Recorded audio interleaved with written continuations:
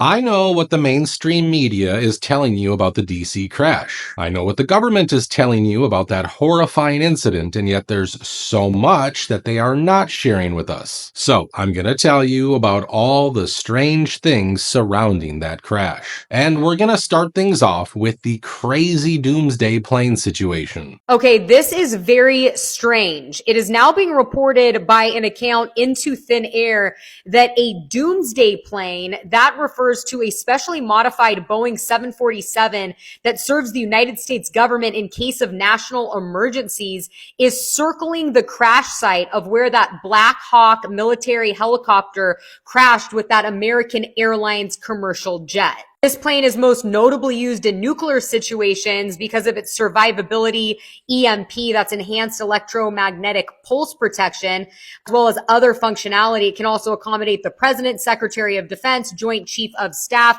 And it is interesting because there are so many ambulance and rescue boats on the scene. We're talking about hundreds. And I don't think that we're dealing with a situation that the doomsday plane is typically used for, although I have no idea, but it does make me wonder who might have been on that Black Hawk military helicopter, and if that might have a reason why this special operation plane is being deployed allegedly and circling the crash site. Now, your favorite news anchor might not have the cojones to do this, but luckily I'm not a news anchor, so I'm going to ask the simple question. When should we expect to get a briefing about why that doomsday plane was in that area? I mean, you can say it's just a coincidence, but everything we've seen in the last couple of months has made one thing very clear. There are no coincidences. Not when so many lives are lost and entire communities are devastated. So if the crash had something to do with a national security crisis, they better be telling us about it. But the craziness doesn't just stop there. And I think this video also outlines some other very strange things about this incident. This plane crash is just not sitting well with me. So I looked into it, and some things I found are a little startling. So the first thing I found was that the staffing was not normal in the air traffic control tower at the time of the mid-air collision. Now that's according to an FAA report. So then I started looking into who was on this plane. Not only was there world-renowned ice skaters, there were some other people too. There were Big R citizens on the plane.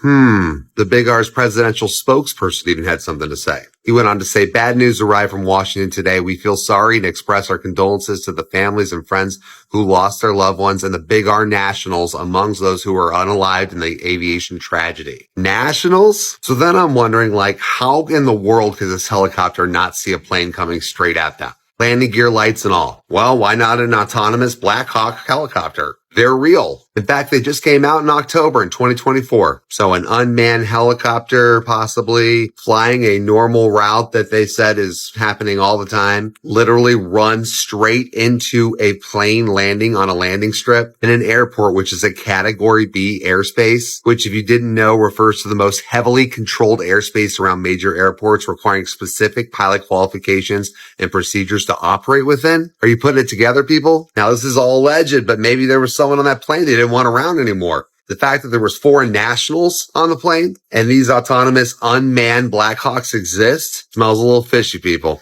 But I mean, what do I know? Like I said, this is all alleged. I'm just a creator. I don't know, people. A lot of red flags here. Before we even consider the Russia angle, some people might be confused about this autonomous helicopter theory. Well, this guy is not wrong about the autonomous flight program, but there are some things he's not even talking about. For instance, these autonomous Black Hawk flights are going to be conducted by your favorite agency, DARPA. And what's even crazier is that they're going to be using AI for this. According to reports, Black Hawk manufacturer Sikorsky, which is a subsidiary of Lockheed Martin, will add its Matrix autonomy system onto the upgraded helicopter designated MX in 2025. And why in the world are they giving AI full control over this extremely dangerous war machine? Well, here's what the company's vice chairman said about this. Autonomy-enabled aircraft will reduce pilot workload, dramatically improve flight safety, and give battle commanders the flexibility to perform perform complex missions in contested and congested battle space, day or night, in all weather conditions. Well, I don't know about you, but the airspace in DC can also be pretty congested, so an AI Black Hawk could be great for conducting a special operation over that city. Now, apparently, in order to cover their own behinds, people running these shady programs were quick to tell us that the helicopter that crashed into the airliner was not using AI. The chief of staff at the headquarters department of the Army Aviation Directorate said, "With any testing like that, with new systems, it'll be away from populated areas. Just in case a tragic incident happens, we want to reduce the risk of impacting or hurting anyone else in and around that area, so we definitely wouldn't be testing that type of equipment in this area." Well, I guess we have to take their word for it and forget about the fact that a doomsday plane was also in the area, and from the looks of it, the helicopter straight up rammed into that plane. And that's probably the craziest and most unexplainable part about this incident. And it's exactly what our president tried to tell us in his press briefings. And for some reason, you had a helicopter that was at the same height, obviously when they hit, but pretty much the same height, and going at an angle that was unbelievably bad. When the air traffic controller said, "Do you see?" He was talking about, "Do you see him?" But there was very little time left when that was stated. You had a pilot problem from the standpoint of the helicopter. I mean, because it was visual. It was a very clear night. It was cold but clear, and clear as you could be. The American Airlines plane had lights blazing. They had all of their landing lights on. I could see it from the Kennedy Center tape. Of course, many liberals were furious with Donald Trump for even asking these questions, and for those people, this TikTok creator has a great response. It's incredibly irresponsible for the President of the United States to be putting out a statement like this, kind of asking these major questions. He thinks it's irresponsible for the President of the United States to ask questions. Tell me you're addicted to Democrats telling you what to do without telling me you're addicted to Democrats telling you what to do. Trump is literally just pointing out that it makes no sense. Clear night. Plane was exactly where it was supposed to be. Helicopter was going straight at the airplane. Lights on the plane were blazing. That plane legitimately would be impossible to miss. Is Trump just asking, why didn't the helicopter go up or down or turn? But no, Harry thinks it's irresponsible to ask questions. Imagine being anti-questions. I mean, I might just be naive, but I thought it's the president's job to ask these questions. It's his damn job to make sure the agencies under him are performing as well as they should, but maybe the crazed liberals just want a president who falls asleep in every single meeting. On Ohana, but like many others, of people, goods, and services, but will also promote shared. Now, while we're talking about the agencies, we cannot just glance over how the FAA has been making these very strange decisions. I mean, even if you forget about the fact that the air traffic controllers in that area are overworked, you have to keep in mind that this is the same agency that was recently blamed for those mysterious drones. After research and study, the drones that were flying over New Jersey in large numbers were authorized to be flown by the FAA for research and various other reasons. Many of these drones were also hobbyists, recreational, and private individuals that enjoy flying drones. Now, I'm still waiting for the White House to release a more thorough report on those drones and the kind of missions they were on. However, don't you think it's kind of weird that right after the drone mania, the FAA is now involved in yet another insane situation?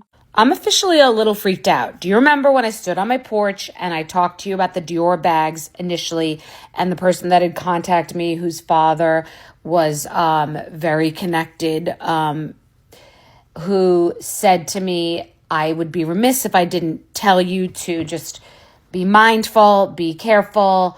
These Dior bags are real. They're ours. Anyone who tells us that they're not it's false, and that there are going to be a lot of different things happening that will seem inexplicable, and it will feel like multiple tennis balls being thrown at you at the same time. Do you remember when I said that? Now, according to President Trump, this is all about the DEI BS, which has left the FAA with not so great air traffic controllers. Have more to say about that. I do want to point out that various articles that appeared prior to my entering office, and here's one. The FAA's diversity push includes focus on hiring people with severe intellectual and psychiatric disabilities. That is amazing. And then it says FAA says people with severe disabilities are most underrepresented segment of the workforce, and they want them in, and they want them, they can be air traffic controllers. I don't think so.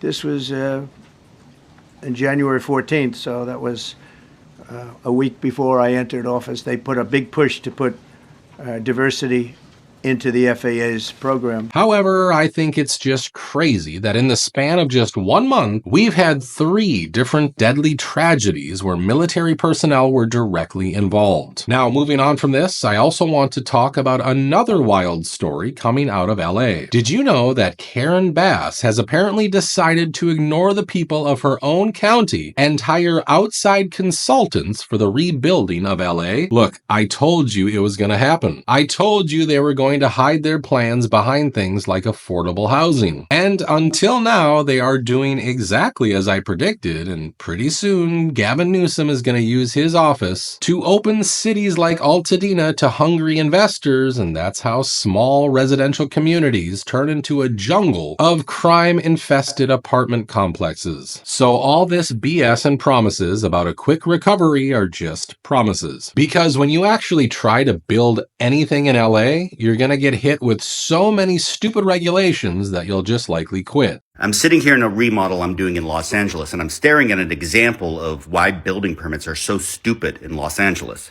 So I have these windows that are completely to code, completely to permit. They're perfect. Everything is done correctly. And the inspector made me install these safety bars. Right here. That's the safety bar right there. He's worried about people falling out the window. But I don't want to get into the legitimacy of the code, the permit, whatever. I want you to really look at this and think about it. See how janky this is? See how stupid this is? Like literally, we put zero effort into this safety bar. There's absolutely zero effort. We went and grabbed the cheapest metal we could find and put the safety bars up. Think about it. Look at that and think about it. Why is this stupid? Let's say it's completely legitimate. It's still very stupid. Why? Because this is so obviously going to be taken down. We're not going to leave those in. No one is. Of course we're not. And you have to understand there's thousands of these rules just there to pass inspection, even though we all know they're going to be taken down. The inspector knows they're going to be taken down. We all do. These are rules that are set up to fail. These little rules cost about 10% of the entire build.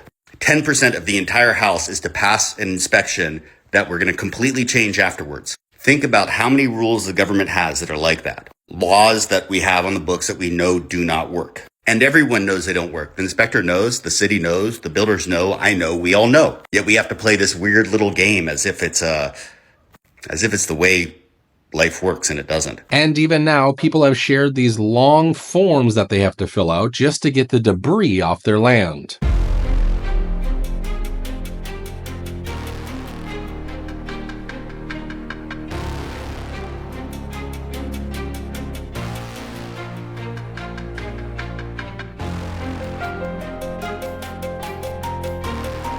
And let me remind you once again, if you think they're just going to stop after swallowing LA, you're dead wrong. So unless we put an end to this right now, we are only going to see more fires and storms that are going to destroy the very soul of this country. Let me know what you guys think about this deadly crash. If you want to share any footage, just send it to me over on X. Also, don't forget to share your thoughts with everyone in the comments section below. It's apparent that YouTube loves deleting comments on this channel, but I absolutely love reading them, so don't get discouraged if your comment gets removed. Thank you so much for watching today's video, and I'll see you in the next one.